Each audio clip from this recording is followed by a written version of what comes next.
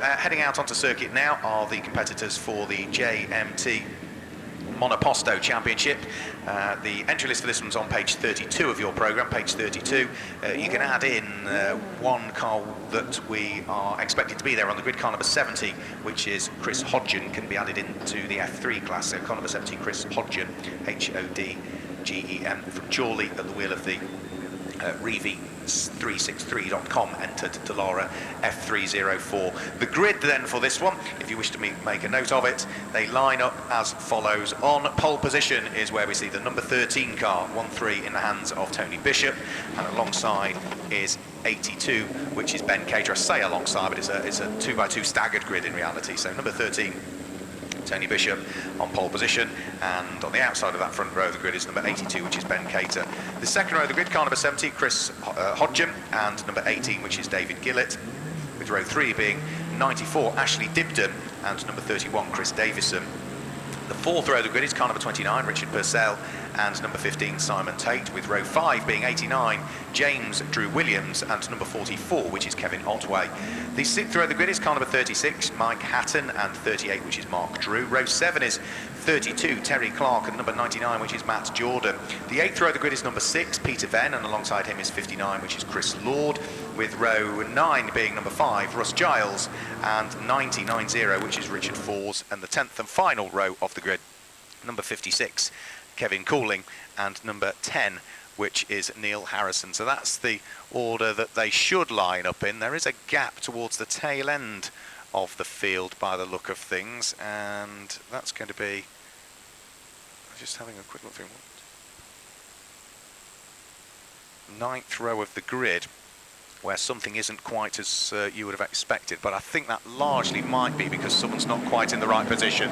Away they go on their warming up lap, and let's just have a quick look and see who might be missing there. It certainly looks as though Chris Lord's number 59 car is there, which is the Vauxhall Lotus. So there's Russ Giles, there's Chris Lord, there is the number 56 car of Kevin Cooling, and then we've got a couple of cars going very slowly indeed. Neil Harrison going very slowly, and number 27, right, Neil Harrison's clearly got an issue, has he? He has, I think the sensible thing to do would be to turn right at the end of the pit lane here. Neil Harrison is going to, by common sense, yet sensible thinking by the driver, gets the car well and truly out of the way. So clearly there's been issues with his car, which is going to prevent his inclusion in the race, and I think a quick bit of assistance by the marshals just to get that car out of the way. Neil doing the sensible thing, coming off the brakes and rolling the car backwards downhill into the pit lane, so sensible driving. Tony Bishop will start from pole position. His is the blue and Dayglow car. Second is the black car with the gold flash in the hands of Ben Cater, who is so keen on trying to warm up the tyres and the brakes that he's actually just snatched a brake heading up in towards Surtees corner. Let's hope that he's not flat spotted the front left-hand corner of that car tyre that is going to, of course, sit there on the outside of that front row of the grid. And row 2 of the grid, just to give you the colours, it's the largely red and white car of Chris Hodgen, number 70, alongside the dark blue and yellow car in the hands of David Gillett. The errant car at the tail end of the field in the hands of Neil Harrison is now safely in the pit lane, which means that we are very shortly about to get this race underway. Scheduled for 15 minutes for the JMT Monoposto Championship. Let's say a championship which has already had races so far this year up at Alton Park, and at Alton Park we saw race wins go the way of Tony Bishop in the first race. It was Chris Davidson in the second race, and well, at Cadwell Park where they went to after that, Robbie Watt, who you don't see out in the Monopostos this weekend, he's out racing in the F3 Cup instead. Well, he claimed both of the wins at Cadwell Park, so can Tony Bishop make it win number 2 of the season? Can Ben Cater make it win number 1 of the season for him, or are there others out there that are all going to be squabbling away? It was all rather close in qualifying, with what, little more than 1.5 seconds separating the top 6 or so cars on the grid. The green flag's given at the tail end of the field. The red lights are about to come on any second now, which they do, and as the revs rise and the lights go out now, it's a good start from pole position. It's a very poor start from Chris Hodgen, who was 3rd but has already been overtaken by a fast starting Chris Davison, who's up to 4th place. Tony Bishop though is side by side with Ben Cater for the lead of the race. There's contact wheel to wheel between the two of them. Tony Bishop spins round, that's going to split the pack, and Tony Bishop sort of disappeared behind a tree on the run up towards Druids and has not reappeared, but there was just very light contact between himself and Ben Cater, and through and into the lead of the race has now gone David Gillett. So Gillett leads. Ben Cater has clearly got suspension damage and a puncture by the look of things as a result of that contact between the two of them. So frustratingly, unfortunately, the two cars that started on the front row of the grid have both had problems, one of which is destined for the pit lane, Ben Cater with damage. However, for our pole sitter, Tony Bishop, it looks as though he might have got away with it. It looks okay. He is currently flat last and doing his best to catch up as many places as he can, but he's going again. I'm not sure the tyres are going to be in perfect condition because there was a fair amount of tyre smoke, wasn't there, just as the car went around on the line towards Druid. So maybe that car is not going to be perfect, but certainly it's running and it's made up one place already as it heads down towards Paddock Hill Bend, which is good news. The advantage has really been to the race leader, isn't it? Because David Gillett from the outside of the second row of the grid was able to come through that, avoid any problems, and lead at the end of the first lap by over 1.5 seconds. So 1.67 seconds the advantage of Gillett over Chris Hodgin in second place, car number 70 at the end of lap number 1. They're now completing lap number 2, and that gap has gone out to 2.003 of a second. So that problem on the opening lap, that contact on the opening lap, has played beautifully into the hands of David Gillett. He really has, hasn't he? Yeah, David Gillett, who finished on the podium in the first race of the season at Alton Park. He wasn't able to start the second race, though. He also non-finished at Cadwell Park in the first race before finishing 6th in the second. So it's been a bit of an up and down season, really, for David Gillett. So he would dearly like to hang on to his current position. He's doing all the right things about it at the moment, isn't he? He pulled out another 0.3 of a second between himself and the number 70 car in the hands of Chris Hodgin last time through. So over the start-finish sign now come. Gillett leads. Number 70 Chris Hodgin there in second place, looking as though he might have been caught a shade more by Chris Davison this time through. Let's have a look. Yeah, Chris Davison in third place, just posts the fastest lap of the race we've seen so far. So that grey car with its Dayglow orange flashes down the side of it, 46.081, bringing him closer to the car that sits there in second position. Let's not forget the car in third place. Chris Davison has claimed a win so far this year. He won round 2 of the championship season at Alton Park. Here he comes, heading down the Cooper Straight, down towards Surtees, the left-hander. The top 3 are not troubling each other, are they? In fact, the top 4 are pretty spaced out now as they turn through clearways. Up towards Clark Curve goes the race leader. Up towards the Brabham Straight, the completion of another lap goes the race leader. That's another lap in the book. And we have over 10 minutes of the race, 11 minutes and 44 seconds of this race remaining. And there are sort of around about 1 second or thereabouts gaps between the top 5 cars, aren't there, as they go through and complete now 4 laps in the book. 11.5 minutes of the race remaining.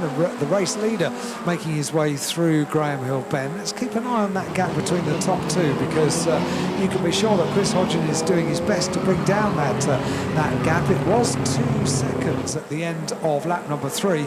At the end of lap number 4, it had come down to 1.7 seconds. So he's bringing the gap down. It's a fair job to bring it down to be close enough to have a look about challenging for the lead. But keep an eye on the gap. It was 1.7 at the end of lap number 5, still 1.7 exactly. So it's been able to, Gillett has been able to respond on that last lap and keep the gap pretty much the same as it was on the preceding lap. And in turn, 1.3 seconds behind in third place is Davison in car number 31. Yeah, the top 5 all lap within 1/10 of a second of each other. 46.3 for the leader, 46.3 for second, 46.3 for third, 46.3 for fourth, and a 46.4 for the car that's there in 5th position. It's quite impressive, isn't it? It's very. I'm just keeping an eye on Tony Bishop as well. His progress is continuing. The pole sitter, having had that spin and incident on the run up towards Druitt on lap number 1. Well, he was 14th. He's now moved up to 13th, but he's now in amongst the traffic and finding it slightly more difficult to overtake the next of the cars, which is going to be the white car of Russ Giles. He dives to the inside, squeezes his way through, so another position gained That means that Tony Bishop at the end of this lap should be up to 11th, having started it in 13th, and he might even be able to sneak one further place here, because he's now very much closing up onto the coattails of car number 99, Matt Jordan. Over the start-finish line it goes, and yeah, the dark blue car with its day glow flashes in the hands of Tony Bishop sides past Matt Jordan. Another place gained. That means that he's now, what, up into 10th? So those tyres can't be too bad, can they? Because he's making really good progress. What was the lap time as well? Let's have a look at the last lap for Tony Bishop, up into 11th place, 46.812, which compares to the fastest lap of the race for Davison of 46.081. So maybe the tyres aren't absolutely perfect, but he's still able to make up a good deal of places, which is good news into the final 10 minutes of the race. 9 minutes and 17 seconds of the race remaining. Gillett it is that leads, and 7 laps are completed. Hodgin puts in the fastest lap of the race on that last lap, lap number 7, 45.751. So Hodgin in second place with the fastest lap of the race, and he's brought the gap down in putting in that fastest lap to under 1 second between himself and the race leader. That is going to be significant when they get into the traffic. Less than 1 second between the top two. Hodgin in second in car number 70, 0.954 of a second behind Gillett at the end of lap number 7. Yeah, they're just about to catch one of the first of the cars in the field as well, which is Kevin Cooling's Formula Renault, the Formula Renault Tatius car that's just turning its way out of Paddock Hill Bend now, with the race leader bearing down on him.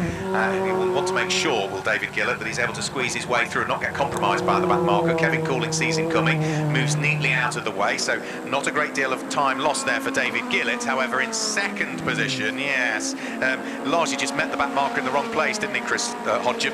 Just as they got towards the apex at Graham Hill Bend, and well, that's probably cost Chris Hodgin a little bit of time, and it's now costing also the car in third place, Chris Davison, a bit of time, because he met the Kevin Cooling cars. They went through Surtees and up towards McLaren, so race leader should have extended his leading margin. It was 1.1 seconds as they started the lap. This time they go through. Gillett leads, the gap between himself and Hodgin, yeah, 1.8. Wow, that was really costly. I didn't expect that it would be. Cooling did nothing wrong. He was just wrong place at the wrong time, and that's very much part of Monoposto racing. There is, as we were saying during qualifying this morning, quite a big differential between the various classes and the various speeds. So therefore, it doesn't take long before they get in the traffic, and that's very much part of the skill that they have to adopt to work out how to get through the traffic. The fastest lap of the race has just been put in by Tony Bishop on those rhombus-shaped tyres that I don't think are very rhombus-shaped, because he's put in the fastest lap of the race. So that car, after the spin on the opening lap,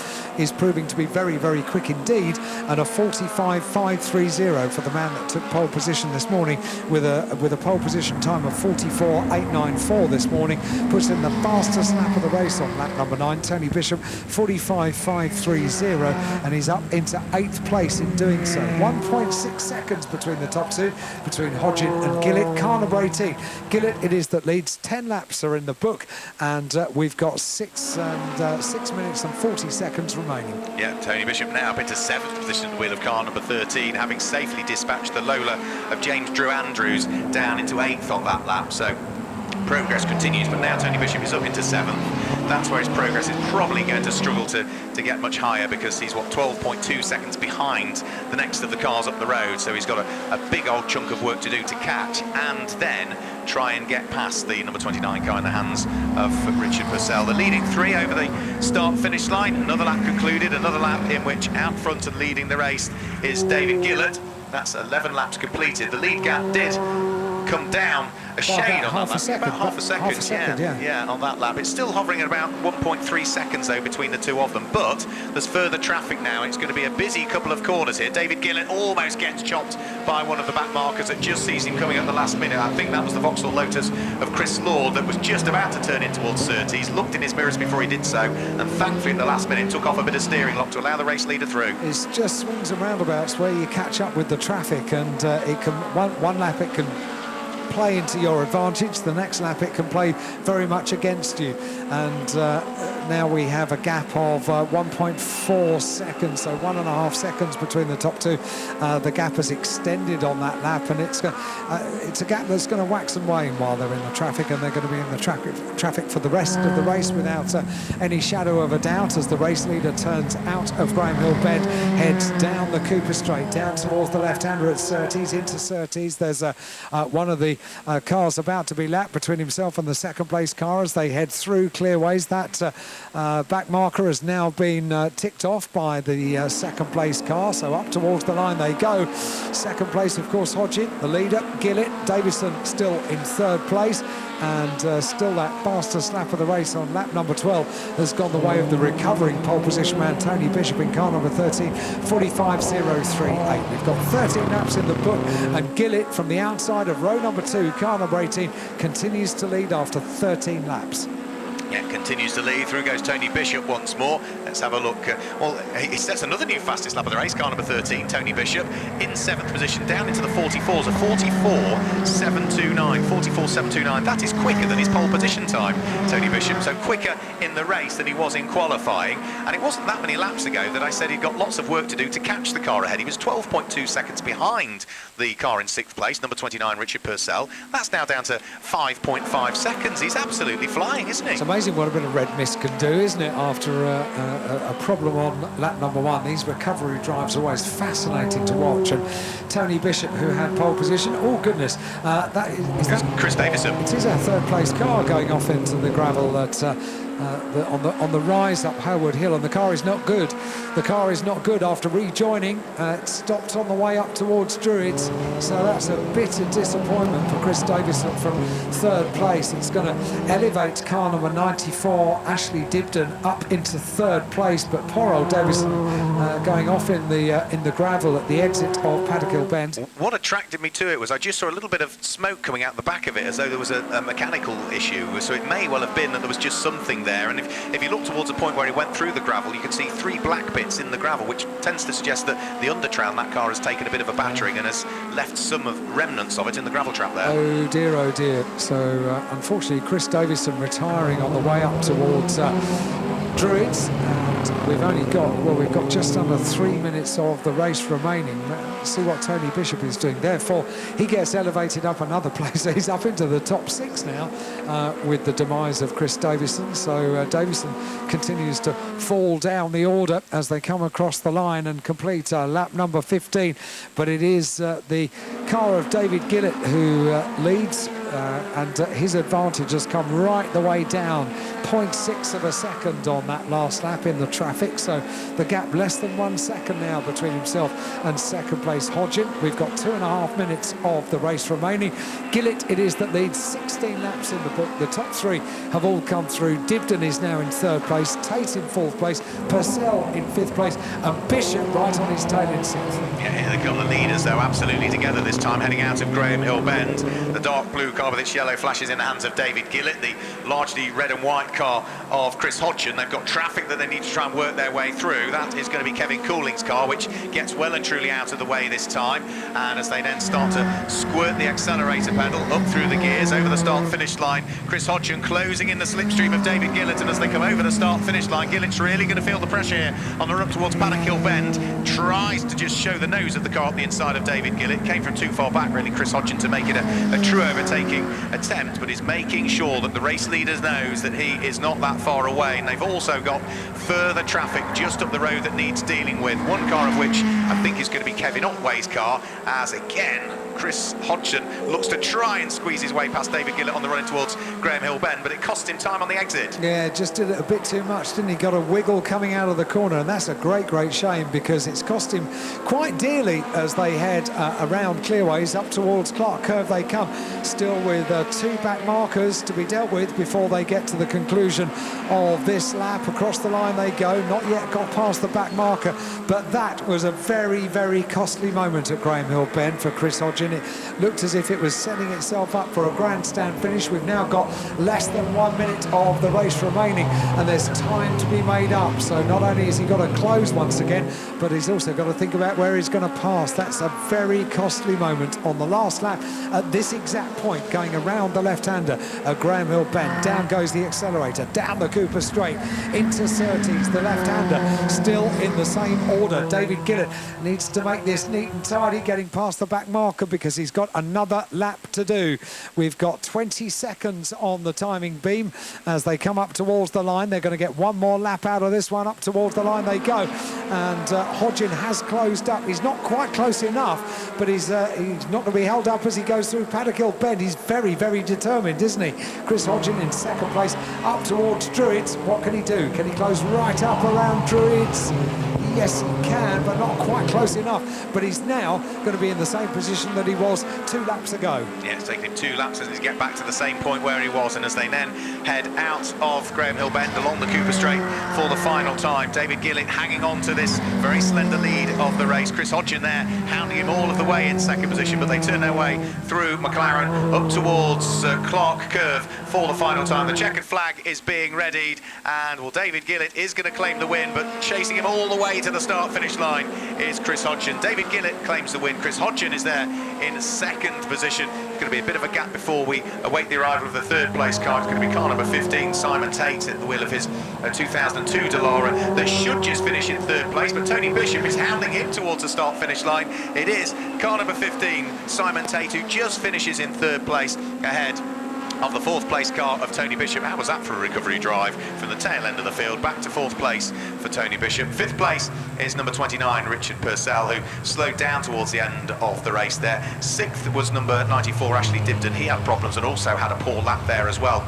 so he lost a few places, did the number 94 car of Ashley Dibden. Seventh place, we wait the arrival of over the start-finish line in a second now. So through in seventh place, gaining the position on that final lap is the number 36 car in the hands of Mike Hatton. Down to seventh, therefore, down to eighth from seventh goes James Drew Williams. Ninth goes the way of number 5, Ross Giles, and it's Kevin Otway that completes the top 10. Well, David Gillett really just needed to make sure that he picked his way through that incident between the 2 front row men, Tony Bishop and Ben Cater, as they just made contact with each other at the bottom of the dip at Paddock Hill Bend, and with the 2 cars spinning and slowing ahead of him, once he'd gone through and taken the lead of the race, it was a lead that he never relinquished. He built a margin of what was at one point of the race almost 2 seconds, but claimed victory at the end of 20 laps of racing by exactly 0.3 of a second, 0.300 of a second, and he'll be absolutely delighted with that with David Gillett. His second podium visit of the season in race number 5 of the year, but more importantly, it's his first win of the year. Okay, well, I'm going to take a managerial decision. Have we got, is that Simon Tate? Okay, so I'm going to do a podium for the overall top 3, but just with the top 2 drivers for race 2 of the weekend, the JMT Monoposto Championship. Let's get our second place driver, Chris Hodgin, onto the podium. Well done, Chris. Congratulations. And Stephen is here, and so is James from MSBR to present the trophy. So well done to Chris. And he gets a handshake and a trophy as well. And then to our winner, David Gillett. Well done. Congratulations, David. Congratulations. On the top step of the podium he will go. We don't, unfortunately, have our third place driver, Simon Tate, here, but we do get opportunity to have a very quick word with our winner. First of all, tell us about the hop down, because I'm only little. There we go. Thank you very much indeed. Tell us about the start. I had a great start for me. I'm traditionally not a good starter, so I took a third place straight away, and I was following Ben and Tony behind Paddock Hill Bend, and after that I saw they touched, and I thought, okay, they got away with it, and the next thing I know, Tony's all skew-whiff and across the circuit, and all I could do to just not aim in the side of the car, which I didn't want to do, so I feel sorry for them both, but we had a great race after that. You know, I wasn't sure when I was going to come back round if there was a safety car incident, if Tony's car was stood across the circuit, but it was a great race. I enjoyed it. It was a super race. The grid are lining up, so one very quick question. It was an amazing race for you. You closed up, had a little problem at Graham Hill Bend, and then had all the work again to do. Yeah, struggled a little bit in the race for a bit of fitness, I think. I've not driven properly for a while. Broken your leg, apparently? Well, not quite my leg, but I broke my foot 5 weeks ago and had a scan on Wednesday, and it's still broken, and the doctor said, you know, don't race. So did a couple of emergency stops in the road car, and I thought it was all right, so I drove down. What are racing drivers like, eh? Well done. Congratulations. Here we go. We're about to go racing at Brands Hatch.